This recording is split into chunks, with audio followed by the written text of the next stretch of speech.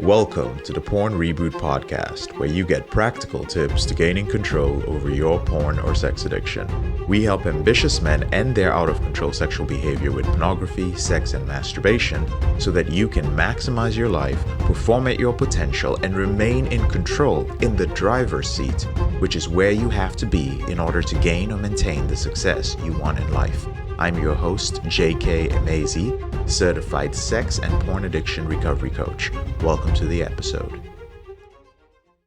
Hey, brother. The next few episodes are going to have a slight drop in quality. And this is because I'll be talking about your dating reboot, and some of the most passionate material I put out on the dating reboot are actually on our YouTube channel. I don't want to inconvenience you by making you go to YouTube, and I know some of you are not fans of YouTube or have boundaries with it. So what I've done is I've had our editor, Josh, pull the audio from the YouTube videos and clean it up to the best of his ability. Two of the videos are interviews with my girlfriend, my partner of now 16 and a half years, which I think you guys would find quite helpful because, well, it talks about what a rebooted relationship looks like when you have spent years acting out sexually and being addicted to sex and pornography. However, we shot this video during consecutive walks on the beach, so there's going to be a little bit of wind. The others were shot in my car at a time when I was very, very passionate and had just gotten off some very important dating reboot calls. So I hope you'll forgive me for the slight drop in quality, but I do hope that you will enjoy the next 4 or 5 episodes. Thank you. Good morning, brothers. Today we're going to be talking about physical attractiveness when you are rebooting from an out-of-control behavior with pornography and masturbation. Now, of course, this pertains to your dating reboot capital. For those of you who are new to the porn reboot system, we are a holistic system, which means we address different areas of your life that you may have lost to your addictive behavior, your ability to date, understand the basic psychology of women, your physical fitness, your mental health, your emotional state, your finances, and a whole host of other things. We focus on all of these. This is the reason why we talk about dating. But pertaining to the topic today, one of the things I notice in different groups, including ours, is when a man shows up and says that, hey, I am struggling with dating. I'm struggling with getting women to respond to me on the dating apps and the dating sites. Or when I approach women, I don't get the response I like. Or when men are in relationships and say, oh, I have a sexless marriage and, we're going for counseling. One thing the counselor or the therapist will not bring up is the most basic thing, the baseline thing, which is your attractiveness. Actually, it's both of your attractiveness, but we're talking about you. For the guys who are dating, you'll see guys giving them tips. Oh, just be yourself. Use this tip or that. Bottom line is, how good do you look? And this is very important because when it comes to developing intimacy, there are two people involved and we are animals. That means that despite Disney, despite the fact that you're a nice guy, despite the fact that you have a great personality or a job or money or everything, you do have to reach the minimum looks threshold of a woman before she will consider you. This is the reason why one guy can approach a woman and say, hey, how you doing? I just saw you from across the room and I thought you were really attractive, but I wanted to come and say hi. And she's like, oh my God, well, hi, thank you, what a compliment, blah, blah, blah. And another guy will approach her and it's sexual harassment, right?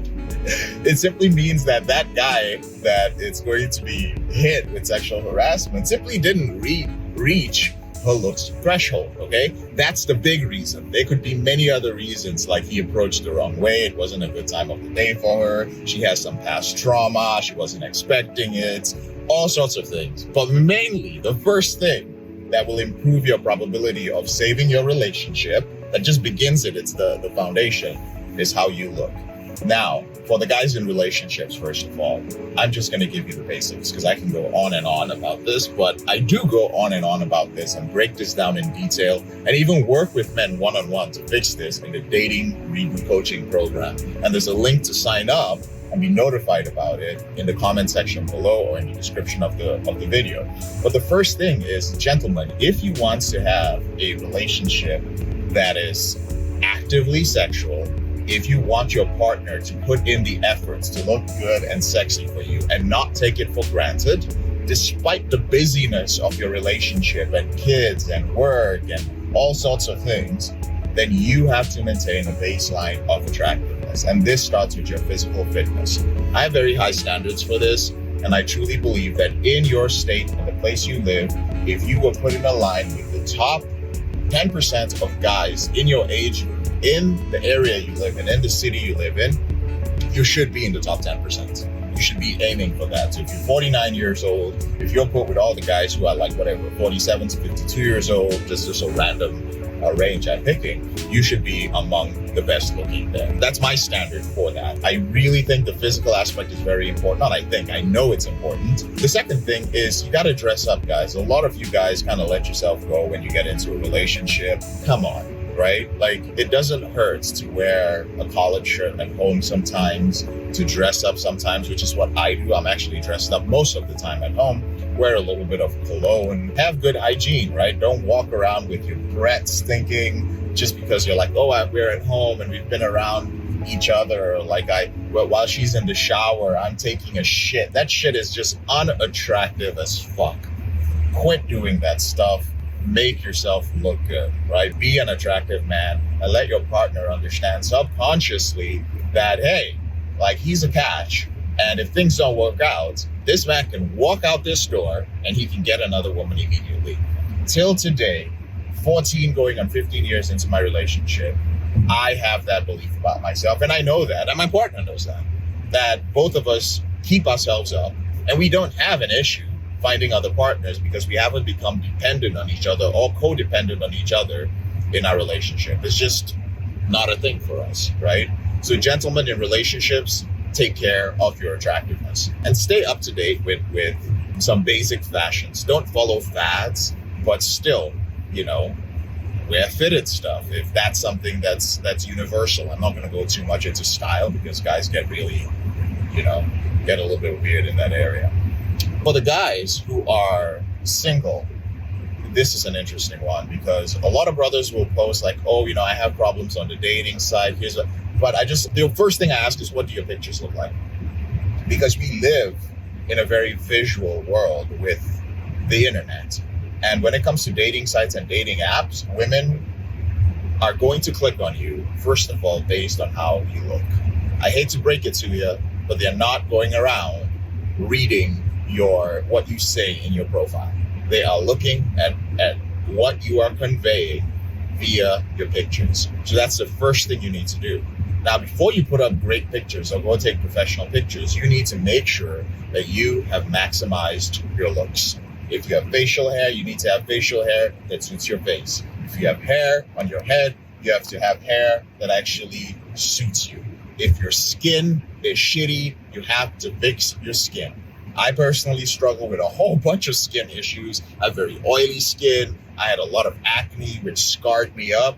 So I have to put in the work to make sure my skin looks as good as possible. Now, I'm not out there dating, but I'm very conscious about how I show up on camera and a few other places with my skin, because you might be like, well, JK, it just looks average. It actually, if I don't take care of it daily, it looks like shit. In the Dating Reboot program, I'm going to talk about skincare routines and actually bring in some pros who are the people I learned from when it comes to taking care of my skin. When it comes to your body, gentlemen, if you are single and dating, you want to maximize your physique, all right? You want to look as good as possible. You want to keep your body fat low. Keeping your body fat low is very important because it shows your features, right? I'm a guy, I'll use myself as an example. So I'm a guy who has like a chubby face, right? You guys might have seen some pictures of me that even at 10% body fat, I still hold fat in my face. It's just the way I am genetically. But if I was to let myself go, my face just looks like a big blob with two holes in the center. It just does not look attractive at all. There's no definition, there's nothing. And a lot of you guys have very decent bone structure, but you don't show your bone structure, which increases your attractiveness because you keep your body fat percentage so high. There's so many guys that just by dropping body fat, they increase their attractiveness points by 3 to 4 points, okay? Just being generalizing here. We actually have a scale that I use within the Dating Reboot program. Your style. This is very important as well. Your style is based on the archetype that you embody. And there are a lot of guys who are trying to squeeze themselves into an archetype that just doesn't, archetype or avatar that doesn't work for them. I'll give you guys an example. Let's talk about race and ethnicity. Let's say you're an East Asian guy. Again, I'm generalizing here. You are going to fulfill a stereotype, whether you like it or not.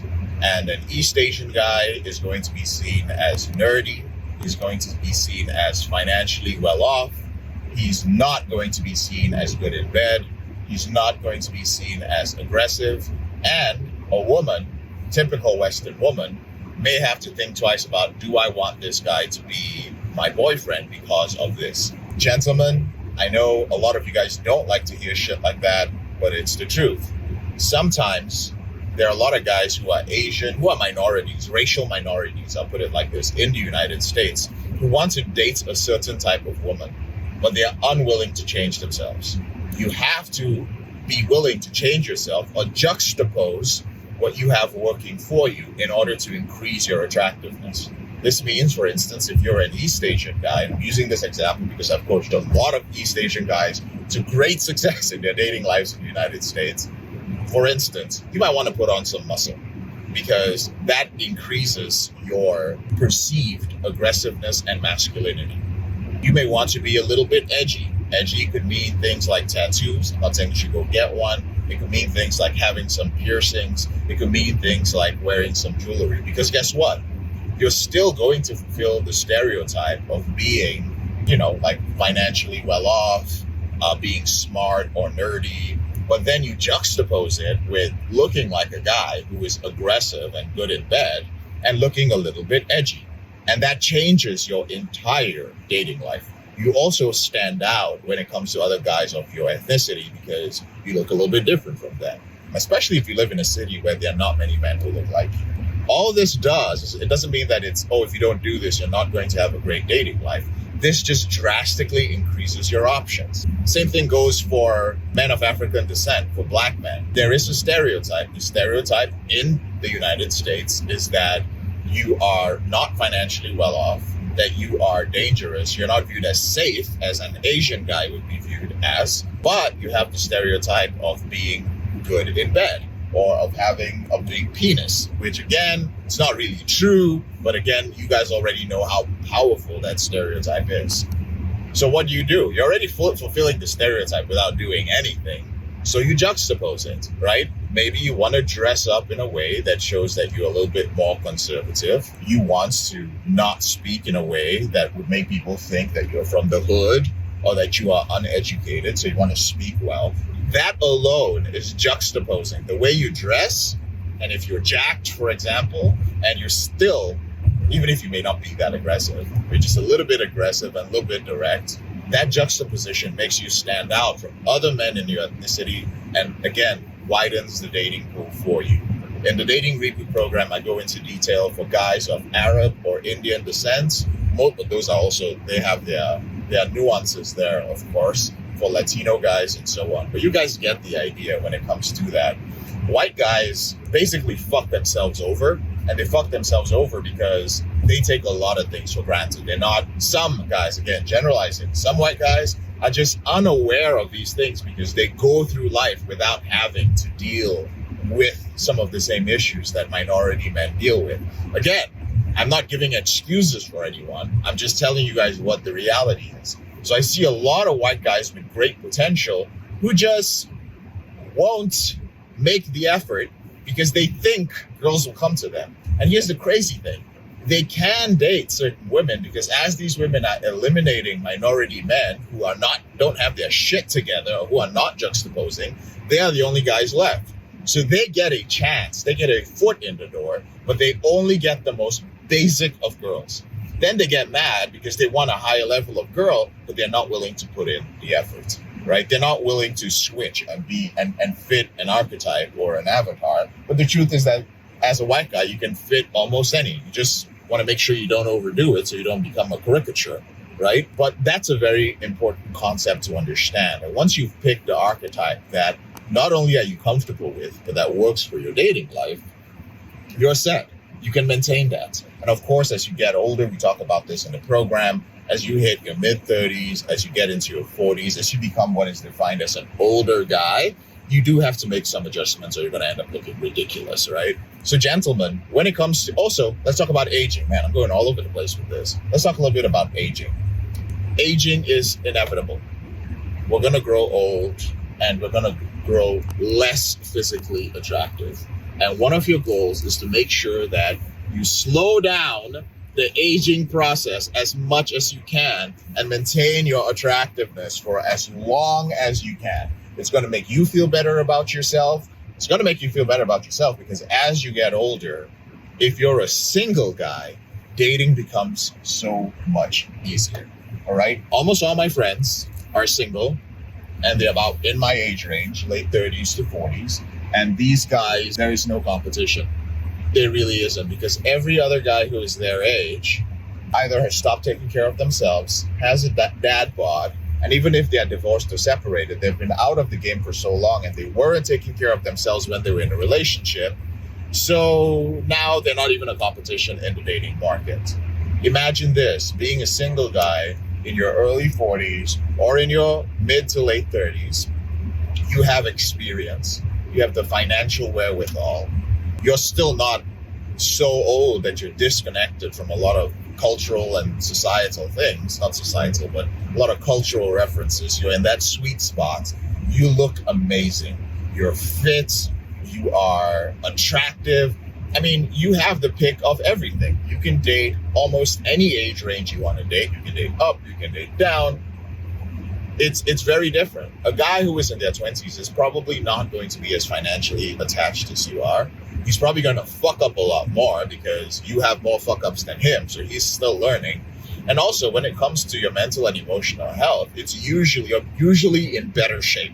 So you're not going to vacillate between strong emotions like a guy in his 20s because you've experienced a little bit more of life. And that steadiness that you have, that groundedness that you have, is very attractive to women. But again, there are not many people telling you that. But in order to be that guy and not fucking fall apart and look like you are 50 when you are 39 years old, bro, you need to start taking care of yourself very early. I'll use myself again as an example. I've said it many times whenever I talk about the attraction thing and dating, that I do not consider myself to be an extremely good-looking guy. I don't even consider myself to be a good-looking guy. I am a guy who, if I didn't take care of myself, I would be a 2. But thankfully, because I take care of myself, I'm a 6. And on some really good days, I am a 7 for the most part. And in certain locations, dressed a certain way, I can be an 8. What's important is that mentally, emotionally, and otherwise, I feel like a 9 or a 10 on most days, which keeps me stable in that range. That's the way I perceive myself, realistically. However, remember I said, I would be a fucking 2, maybe a 3 if I didn't take care of myself. Now, I spent my entire 20s selling books door to door, outside in the hot sun in the South. Mississippi, Tennessee, Alabama, North and South Carolina, Texas. I did not wear sunscreen for 11 years. I fucking destroyed my skin, right? I didn't know about these things. I just didn't care. And you don't when you're 20s. You're in your 20s. Thankfully, thanks to some of my mentors, as I started hitting my late 20s, I started running into mentors who looked amazing. Guys who were in their 40s, and when they told me their age, I was like, motherfucker, I look older than you. How do you look so amazing? And they told me that they started taking care of their skin in their late 20s. And I highly recommend that you start doing this.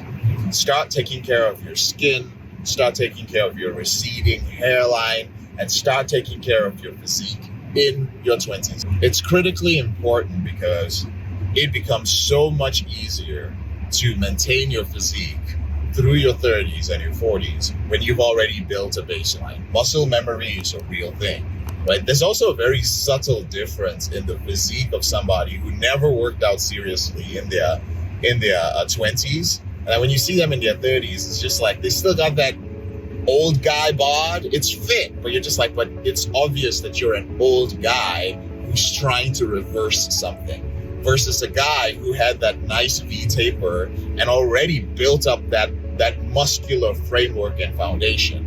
When he goes into his 30s and his 40s, he still has that shape, which does have a youthful vibe around it. You guys know what I'm talking about, those of you who are into fitness. And then when it comes to things like your hairline, a lot of guys let this get to their head and affect their mental health. It's very simple. You have two choices, all right? You can let it all go, or you can start taking preventative measures, right? There are preventative measures all the way from topical ointments to the very dangerous finasteride, which I have never used, but I do use it topically on my hair. And right now, there is hair transplant surgery, which I recommend you should just go to directly. Honestly, if you're losing your hairline, get hair transplant surgery as soon as you can and start saving for it. If it is something that, if your hair is very important to you and you feel that it's a great contributor to your attractiveness. I've had a hair transplant surgery. I may have one more and then I'll probably let it all go. But I have a whole hair protocol that I use to maintain my hair. My hairline, I'll show you guys pictures, used to be just horrendous. And there's a lot of, the concealing thing takes a lot of time and it's just a lot of bullshit, right? When it comes to your face, you got to start taking care of your skin. If you have a lot of wrinkles already and a lot of damage, probably it's time to start getting some Botox or something like Z-Men, which are injectables for your face that remove your wrinkles, and I call it more of preservation, right? If you're in your late 20s, perhaps it's something you want to start getting like once a year if you're seeing wrinkles show up. Now, again, all we're doing is slowing the aging process, right? It's gonna get you. It's gonna get you eventually, but you can slow it for as long as possible. I want to say that this is not just for dating, okay? This can help you in your career. It can help you in many aspects of your life because people do judge us by appearances. And if you look older and you look like shit, it might be difficult for you to get a promotion. It'll be more challenging for you to close a sale because you're just not visually pleasing to the eyes. You know, ideally, we want to work on our internal state, our ability to communicate. But again, this is some basic shit that once you have a system around it, you can just use it and maintain for the rest of your life, all right? Botox, Z-Men, I'll get into the dating reboot program. We're going to talk about human growth hormone and different things that make your skin more elastic and look good and so on and so forth. But anyway, guys, I'm rambling. Those are the basics when it comes to maintaining your attractiveness. The whole point of this ramble, so to speak, is maintain your attractiveness in your relationship, maintain it in your dating life. Especially, the whole point of this is maintain your attractiveness in your relationship as you get older, both for your partner and in the very real chance that you end up single again and you have to go back into the dating market. You want to have more options, in fact, than guys who are in their 20s, more options than you did when you got together with your partner. And for those of you who are younger or who are single and out there dating, you know, with Instagram and a lot of these apps out there, women now know that there are very attractive men out there. They know that there are attractive men who are not in their city. And these men are hitting them up or they are DMing these guys. So they know what attraction is, and the competition out there is crazy. You don't need to look like a supermodel, but at the very least, like I said, you want to look as good as the top 10% in your city. And in fact, if you can be among the top 10% good looking, well put together guys in your city, that is ideal. I hope that makes sense. And for more information on this, I go into minute detail, including references and resources for guys who are in the Dating Reboot coaching program, which will be coached personally by me. All right. Thank you guys so much for watching. I'm JK, your brother in the struggle. I'll speak to you later on in the week. I'm JK, your brother in this struggle. Thank you so much for listening to this episode of the Porn Reboot podcast. I'll speak to you later on in the week. If you found this episode helpful, here are 4 ways I can help you with your out of control sexual behavior for free. The first way is to grab a free copy of my book, Confessions of a Porn Addict, 7 Secrets of Porn-Free Men at elevatedrecovery.org, or visit the link in the description below this episode. The second way is if you're not sure where to start, but you'd like to learn more about my team and I, if you'd like to spend time with like-minded professionals and business owners who are controlling their behavior, then join our free and confidential group, the Porn Reboot group on Facebook. There's a link to join in the description below this episode. The third way is if you need help right now because you have a burning issue, your behavior with pornography is hurting you mentally or emotionally, you're about to lose your relationship, you want to live up to your potential, be an authentic man, and free yourself from shame, guilt, and underachieving, then click on the link in the description below this episode that says free coaching call. And the fourth way is to leave us a 5-star review if you enjoy this podcast, so that we can reach more men who are struggling in silence and bring back the lessons we learn from coaching them to freedom.